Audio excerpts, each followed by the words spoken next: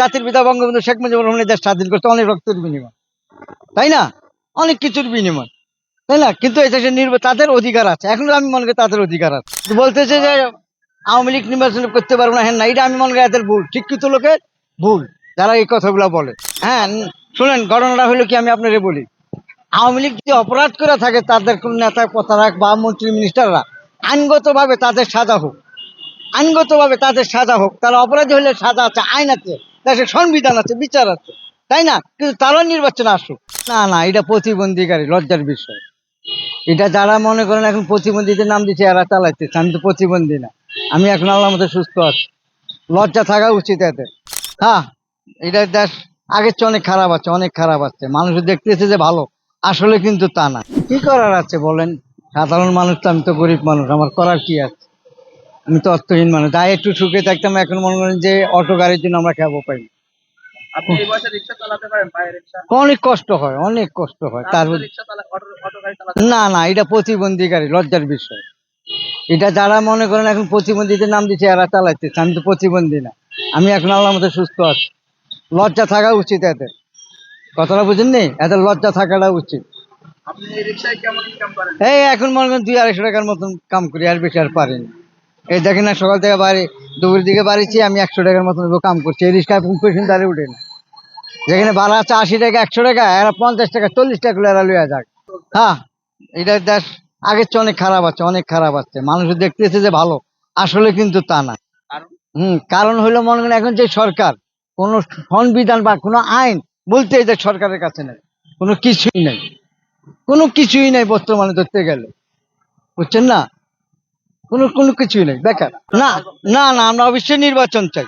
সুন্দর সুস্থ একটা নির্বাচন হোক, যাতে এই দেশের সাধারণ মানুষ ভালোভাবে চলতে পারে, জনগণ ভালোভাবে চলতে পারে। আমরা এটা চাই, সুন্দর একটা সুস্থ নির্বাচন চাই। হ্যাঁ, শুনেন, ঘটনাটা হলো কি, আমি আপনাকে বলি। আওয়ামী লীগ যদি অপরাধ করে থাকে, তাদের কোন নেতা প্রতারক বা মন্ত্রী মিনিস্টাররা আইনগতভাবে তাদের সাজা হোক, আইনগতভাবে তাদের সাজা হোক। তারা অপরাধী হলে সাজা আছে, আইন আছে, দেশের সংবিধান আছে, বিচার আছে, তাই না? কিন্তু তারা নির্বাচনে আসুক। হয়তো বলতেছে যে আওয়ামী লীগ নির্বাচন করতে পারবো না, হ্যাঁ না, এটা আমি মনে করি এদের ভুল, শিক্ষিত লোকের ভুল যারা এই কথাগুলো বলে।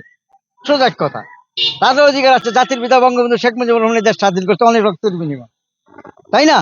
অনেক কিছুর বিনিময়, তাই না? কিন্তু এই দেশে তাদের অধিকার আছে, এখন আমি মনে করি তাদের অধিকার আছে। পলাতক থাকুক, আইনের মাধ্যমে তাদের যেখানে থাকুক, আইনের মাধ্যমে তাদেরকে আনা হোক, আন্তর্জাতিকভাবে তাদের জন্য মামলা করুক।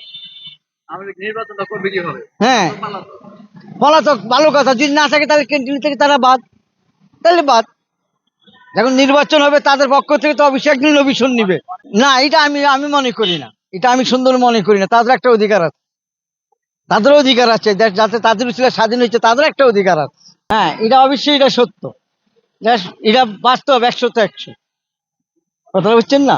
এটা 100-100 বাবা, যেটা আমরা দেখছি স্বাধীন বিনিময়, কত রক্তের বিনিময় স্বাধীন হয়েছে, এটা বাস্তব, এটা অবশ্যই সত্য বাবা। হ্যাঁ, যে সরকার আসুক, এটা বাবা আমি বলতে রাজি না। তবে যখন আওয়ামী লীগের আমরা সব ভোট দিতে গেছি, বুঝছেন পড়ুন, আমি তো লালবাগ থাকি, মডেল স্কুলে, আমার পুলিশের কাছে, চাচা আপনার ভোট হয়ে গেছে গা, আপনি যান গা। তা আমি বললাম, আমার মিয়া শুনেন, আমার ভোট হয়ে গেছে গা, সত্য কথা যেটা বলতেছি। হ্যাঁ, আমি বলছি যে মিয়া, এক বেড়ার পরিবার মরে গেছে গা, বুড়া বসে, তখন বেড়ারে কথা, চাচা আপনি ভোট হয়ে গেছে গা, আপনি যান গা। তো বাবা, তাহলে আমার পরিবারের খাতাটা একটু দেন। চাচা, চাচি ওই ভোট দিয়া গেছে গা। আরে চোদ মালানি, তুই ভোট দিবার আইলি, আমার লোক একটু দেখা করবি না? তার কারণ বেলার বউ মেরে গেছে এরকম 2 বছর আগে। হ্যাঁ, তাই না? কিন্তু এরকম কিছু ভোট হয়েছে, এটা আমার বাস্তব দেখা। কত বছর ধরে ভোট দেন না? না, আমি বাবা গেছে বছর ভোট দিতে পারিনি। ওরি বাবা, আমার কইয়া লাগে না, আমি ভোট দিচ্ছি, অনেক ভোটে দিছি। হ্যাঁ, এর আগে আমি ভোট দিচ্ছি। 17 বছরে আপনি কয়বার ভোট দিয়েছেন? এই 17 বছর আমি 2বার ভোট দিতে 17 বছর 2 বার দিয়েছেন। 2বার ভোট দিই। এবার কি ভোট দিতে যাচ্ছেন?